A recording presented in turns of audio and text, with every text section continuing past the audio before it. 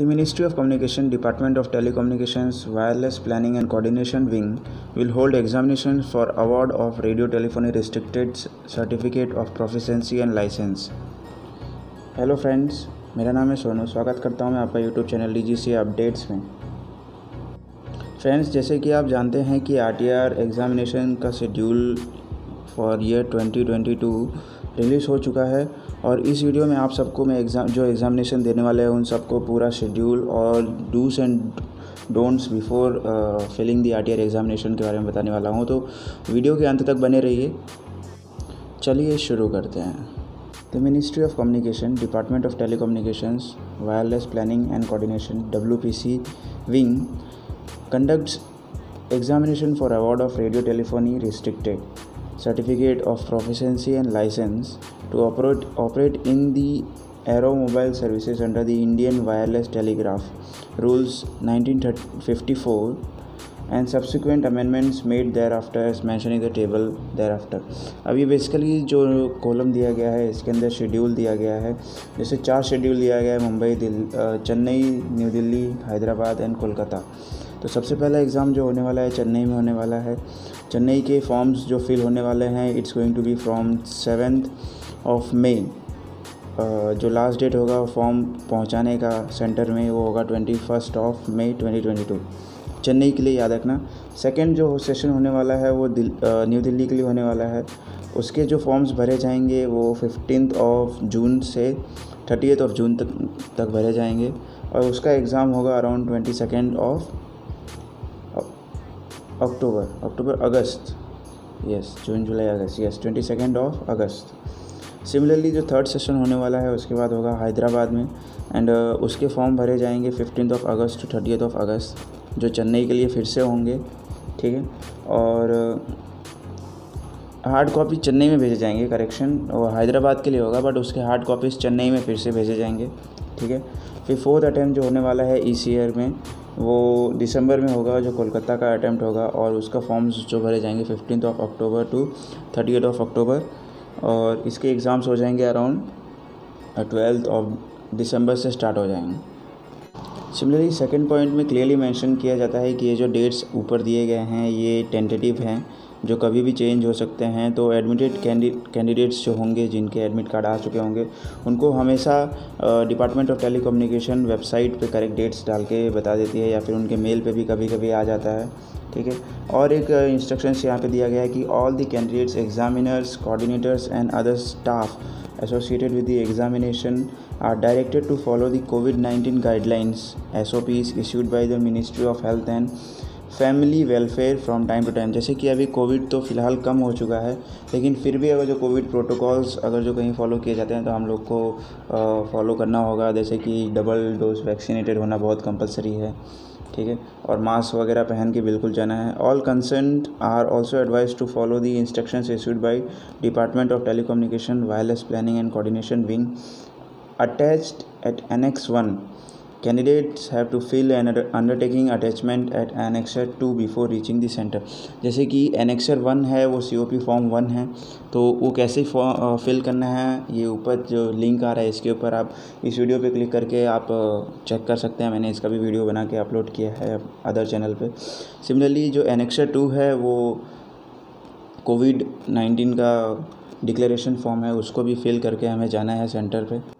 Now let's come to the third point. Third point clearly says that this is a professional examination of international standard as per the government guidelines prescribed under the international radio regulations applicable to the aeronautical mobile services and is not meant for filling of any vacancies or imparting training.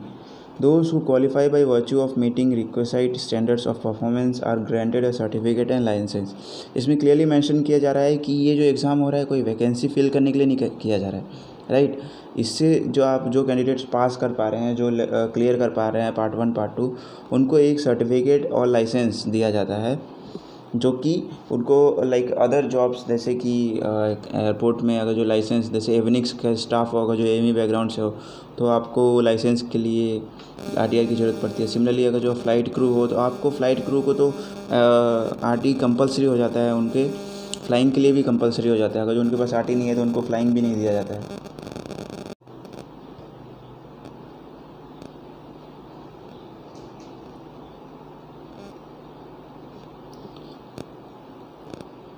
Similarly, point number 5 कह रहा है कि for application form and relevant information you may refer to this ministry gazetted notification number GSR 7E dated 06/10/2010 which is enclosed.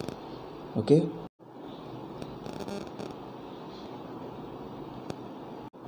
Similarly सब point of 6 क्या कहता है कि fees के बारे में कह रहा है, कैसे पे करना है वो बता रहा है। तो कैंडिडेट में pay examination fee through non tax receipt portal NTRP only and enclose a copy of the payment received as a proof of payment with in completed application. For further details on payment through NTRP are available at bharatcoach.gov static user guide ASPX। इस link पे आप click करके payment का पूरा procedure आप देख सकते हैं। सिमिलरली मैंने वीडियो भी बना रखा है, आप इस लिंक पे क्लिक करके ऊपर जो लिंक पॉपअप हो रहा है इस पर आप क्लिक करके पूरा वीडियो देख सकते हैं अगर जो आपको डाउट है तो। सिमिलरली इट में ऑल्सो भी noted that while making payment through NTRP due care must be taken to make payment to department of telecommunication only. In case of any assistance or problem in making payment through NTRP, you may get help from the help desk or helpline number 0112332880। ठीक है। Similarly other number भी दिया है 23036242। Email ID भी दे रखा है support@pfms.nic.in। Okay, at room number 1313। यहाँ पे एड्रेस पूरा दे रखा है, Sanchar Bhawan new Delhi. Payment method to any other department ministry will not be taken into consideration. Remember this point, ये बहुत ज़रूरी है। अगर जो आपने कोई गलत ऑप्शन चूज़ कर दिया डिपार्टमेंट ऑफ टेलीकम्युनिकेशन ना सिलेक्ट करके, तो वो टोटली इनवैलिड हो जाएगा। Application form duly completed in all respects be sent to the assistant wireless adviser to the government of India of respective regional licensing office RLOs where the examination is scheduled as given in para 1 above so as to reach not later than the last date mentioned above for respective examination. Examination center wise details of payee are given below in the table number 2. Now table number 2 में clearly यहाँ पे दिया गया है license issued from जैसे RLO Chennai, RLO Delhi, RLO Kolkata. तो name of पेई under NTRP controller of communication accountants Tamil Nadu, PAO code, NTDO code. ये फॉर्म फिल करते समय हमें ध्यान रखना होगा। सिमिलरली उनके एड्रेस दिए गए हैं, जैसे कि चेन्नई का दिया गया है, ठीक है। सिमिलरली दिल्ली का भी दिया है, कोलकाता का भी दिया गया है। तो ये जो एड्रेस हैं हमें उन हार्ड कॉपी भेजते समय हम कवर पेज पे हमें 2 करके लिखना पड़ता है, ठीक है। अगर जो आप लोग को कोई डाउट हो तो आप बिल्कुल कमेंट करके बताइए किस तरह से आपको डाउट आ रहा है, कहाँ पे डाउट आ रहा है, कौन से स्टेज। जो हमारा नेक्स्ट पॉइंट है 7th पॉइंट, ये बहुत इंपॉर्टेंट पॉइंट है। जैसे कि इसमें क्लियरली मेंशन किया जा रहा है कि application received after the prescribed last date और इनकम्प्लीट और इनकरेक्ट और without payment proof shall be liable to be rejected and no correspondence in these regards will be entertained at a later stage. Okay, the candidates will have to option to apply for the full examination part 1 and part 2 or part 1 only based on the eligibility. However, once the admit card is issued, change of options and change of date of examination under no circumstances will be entertained. ठीक है। इसमें clearly mention किया जा रहा है कि अगर जो आपने अपना फॉर्म इनकम्प्लीट और इनकरेक्ट और विदाउट पेमेंट भेज दिया है तो वो रिजेक्ट कर दिया जाएगा, ठीक है। 8 पॉइंट क्लियरली मेंशन करता है तो once an application has been rejected on account of late receipt और been incomplete incorrect in any respect, no refund, adjustment or carry forward of the fees will be entertained.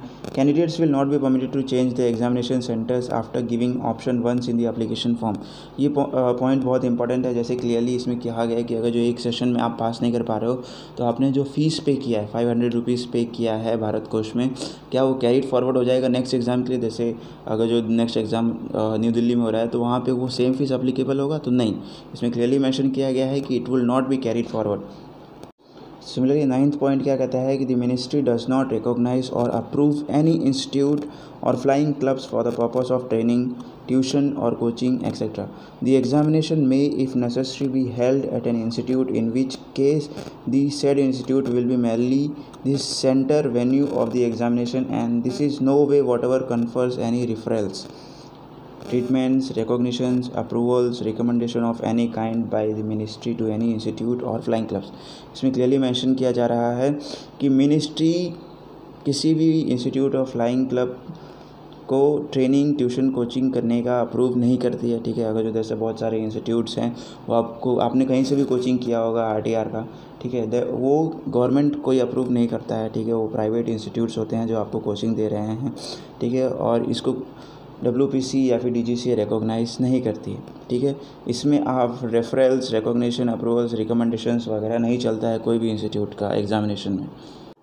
Next point clearly कहा गया है कि आपको inquiry कहाँ पे करना है। तो point number 10 says inquiry if any may be made at a respective RLOs or at this ministry in person on any Wednesday between 10:30 AM to 12:30 PM and on any Friday between 3 PM and 4:30 PM for assistant wireless advisory to the Government of India or engineering WPC wing COP section Department of Telecommunication 6th floor संचार भवन 20 Ashok road new Delhi, ठीक है। ये क्या कह रहा है कि इंक्वायरी कब कब करनी है, राइट। तो हमें वेडनेसडे को करनी है और फ्राइडे को करनी है, ठीक है।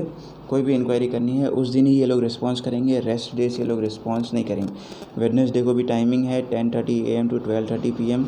सिमिलरली फ्राइडे को 3 PM to 4:30 PM। इसके बीच में ही ये लोग रिस्पॉन्ड करेंगे आपके इंक्वायरीज़ को, और else they will not respond, ठीक है। तो बहुत सारे लोगों को डाउट होता है कि हमारी क्वेरीज़ को वो लोग रिस्पॉन्ड नहीं कर रहे हैं, तो इसमें क्लियरली मेंशन किया गया है, टाइमिंग दिया गया, ठीक है। इन टाइमिंग में आप लोग इंक्वायर कीजिए तो बिल्कुल रिस्पॉन्ड किया जाए। That's all. इसमें अगर जो कोई भी डाउट है इन सारे पॉइंट्स में तो आप बिल्कुल कमेंट्स कीजिए, आपका तुरंत रिप्लाई किया जाएगा।